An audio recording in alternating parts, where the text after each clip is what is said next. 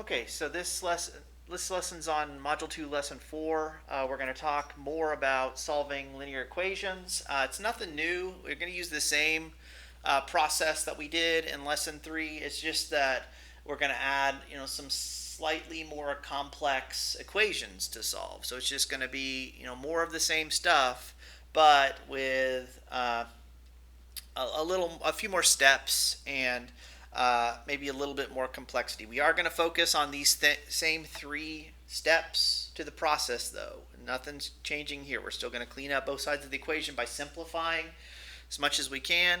Then we're going to collect our like terms, our variables on one side, our constants on the other side, just like we did before. And then our last step is generally going to be multiply or divide to finish up. Okay, so nothing new there. Same process, just slightly more complicated. So let's get started.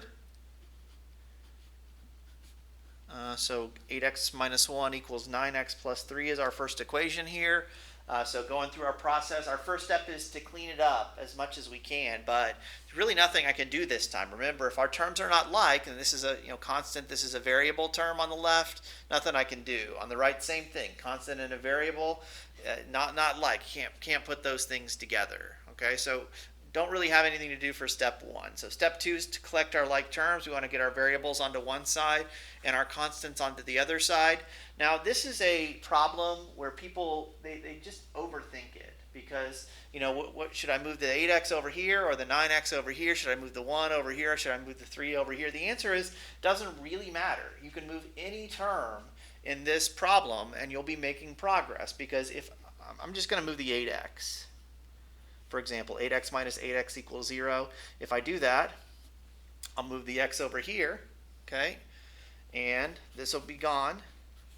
And I've made progress towards my goal here because all of my x's on the right-hand side. Remember, my goal here is to collect my like terms. I want to get all my x's on one side, all my constants on the other side. I've got all my x's over here. I'm not done, though, because I have to accomplish the other part of that goal. I have to get all my constants over onto the other side. That means I do need to move this 3 next.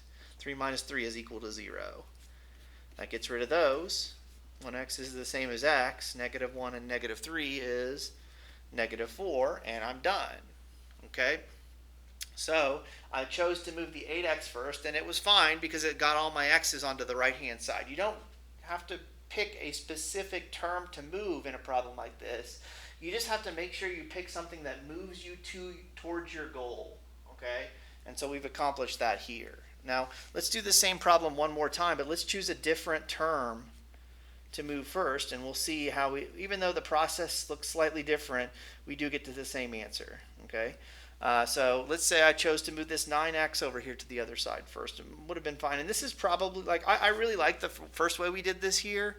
We'll talk more about why in a second, but a lot of people like to move their x's to the left-hand side. So we can certainly do that, and we get rid of this minus 9x here. Do the same thing to the other side. 9x minus 9x is equal to 0.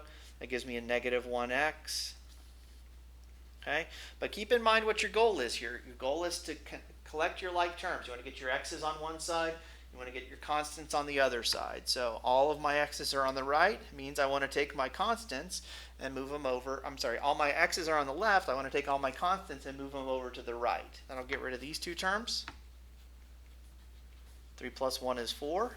Okay? And now in the last one we were in really good shape at the end because we just got that x on one side and we were done. This one we do have one more step. We do have to divide by negative 1. We do have to do that step 3 that we talked about.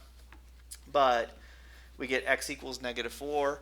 Again, it looks a little different because our variables are on a different side, but this just means x is equal to negative 4 as well. We get the same answer either way. We can kind of do this from a couple of different directions.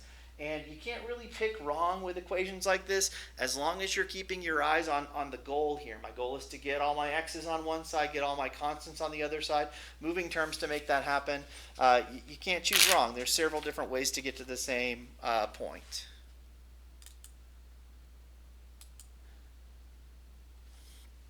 Okay, so let's do one with some cleanup now.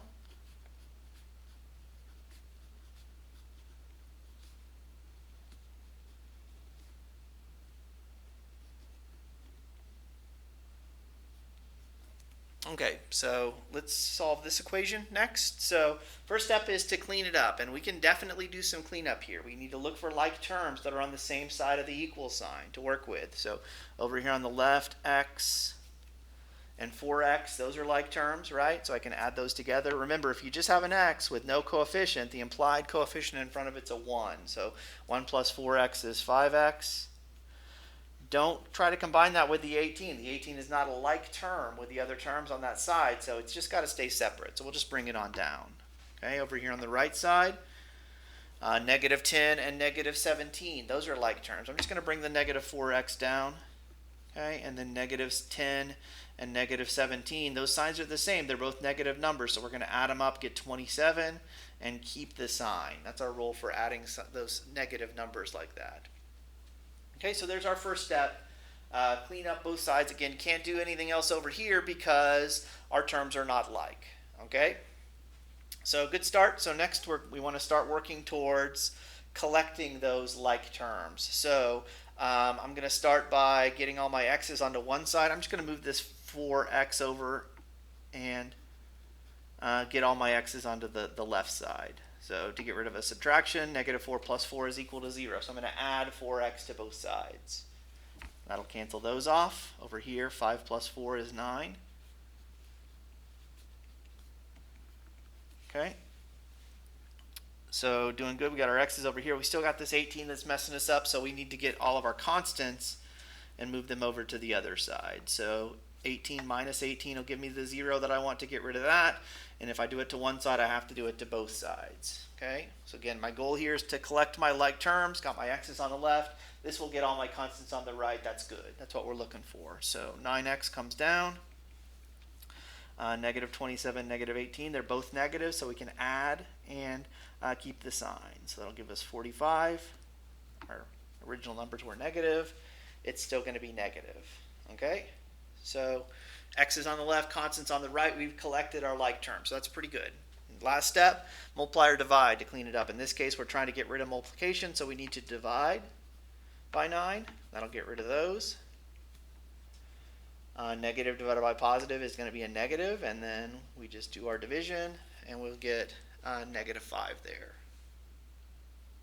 Okay, so a little more going on in that one. We did have some cleanup.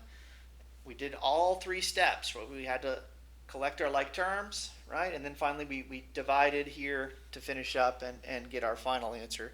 Again, keep your eyes on the goal here. What are we trying to do? We're trying to get that x on one side by itself. That's how we know when we're done. We get that x on one side by itself.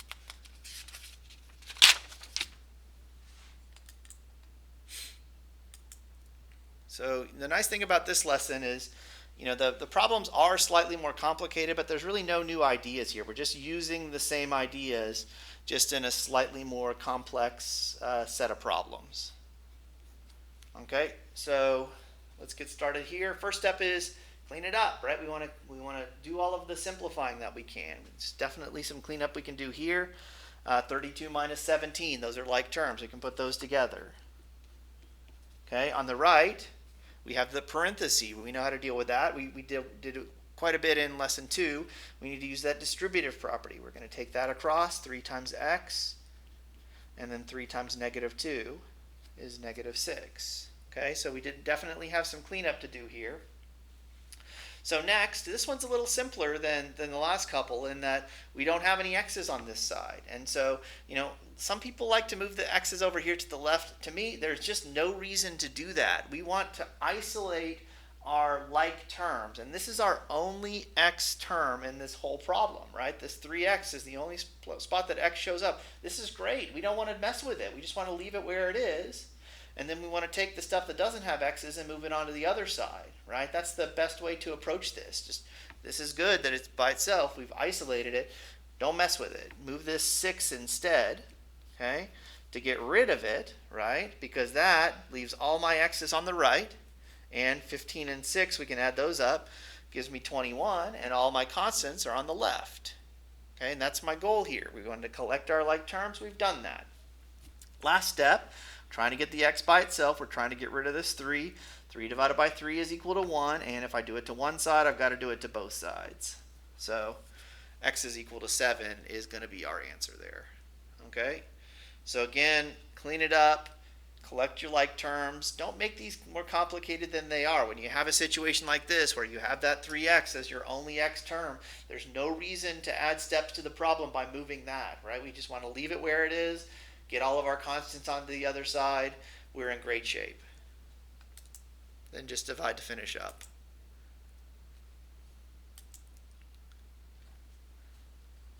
Okay.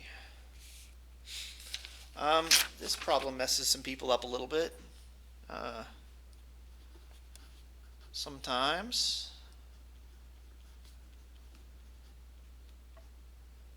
Oops, sorry, typo there. That should be a 5. Okay, so if we're working this problem, we want to start by cleaning it up. We want to start by distributing across the parentheses over here on the left. So 3 times y is 3y, and 3 times negative 5 is negative 15. I was skipping a step there when I wrote that the first time. Over here on the right, there's not much I can do. Just remember, if our terms are not like, we just have to leave them separate. Nothing we can do about that. Okay, so next step is we want to start collecting our like terms. This is another one like the first one that we did, where you just pick something to move. It doesn't really matter. As long as you pick any one of these 4 terms and you move it, you're going to be making progress towards collecting those like terms. I'm going to move this y first, because that'll get all my y's on the left. People tend to like it better when we have our y's on our variables on the left. Not necessary, but that's probably what I would do first here. Okay, the y's are gone, right? And then I need to get all my constants onto the other side, so I'm going to add 15 to make that happen. Okay, and then negative 15 plus positive 15. We talked about opposites in a previous lesson, right? These are opposites. We knew opposites are going to add to give us 0 every single time. And this tends to mess people up sometimes, but we finish up by just dividing, and 0 divided by anything is always 0. So we get y equals 0 for our answer there. Okay, so don't let that fact that we're going to get a 0 there mess you up. It's okay. I mean, nothing unusual is happening there. We will sometimes see some special cases that we run into. This is not one of those. This is one where we're just able to solve.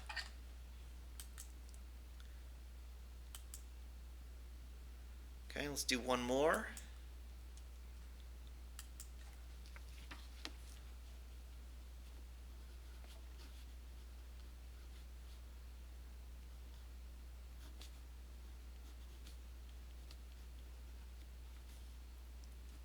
Okay, some slightly bigger numbers, but no different as far as the process goes. We still want to go through our same steps. We want to clean it up first as much as we can, and there's definitely some cleanup that we can do. We have these parentheses over here on the left.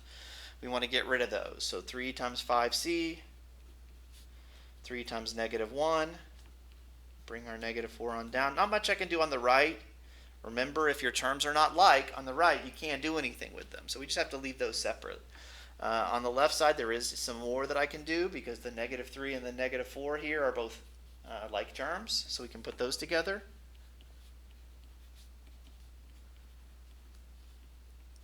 Okay, so it looks pretty good. We got our cleanup done. So next step is to collect our like terms. We want to start getting our c's on one side, our constants on the other side. So which way do we go? It doesn't matter. We can move any of these terms and we'll be doing all right. Like if I move this 7, we'll just start there. Okay, that'll get rid of those. Again, we want to use addition because we're trying to get rid of a subtraction. So those are gone. And we've worked towards our goal because all of our constants are on the right side. My goal is to get all my variables on one side, all my constants on the other side. Okay, so if all my constants are over here, I want to get all my c's over to the other side. So then I'd subtract 13c from both sides. We can move any one of those 4 terms in this line up here, and we'll be just fine. Okay, I just went with the 7 first. Okay, so 15c minus 13c gives us 2c. And then finally, we're on to step 3. We got our like terms collected. Our last step is multiply or divide to finish it up here. So here we've got a multiplication we're trying to get rid of, so we want to divide. And if I do it to one side, I've got to do it to the other side as well. So 14 divided by 2 gives me the 7 that I'm looking for. Okay, so again, nothing really new here in lesson 4, except for the problems are just a little more complicated. They have a little more cleanup. They have variables and constants on both sides. The main thing with that is just don't make it more complicated than it is. When you have the variable and constant on both sides, just pick something and move it. You can't pick wrong, and then just continue to think about what your goal is. Your goal is to get your like terms on both sides. Okay, so hopefully that's helpful. Please let me know if you have any other questions.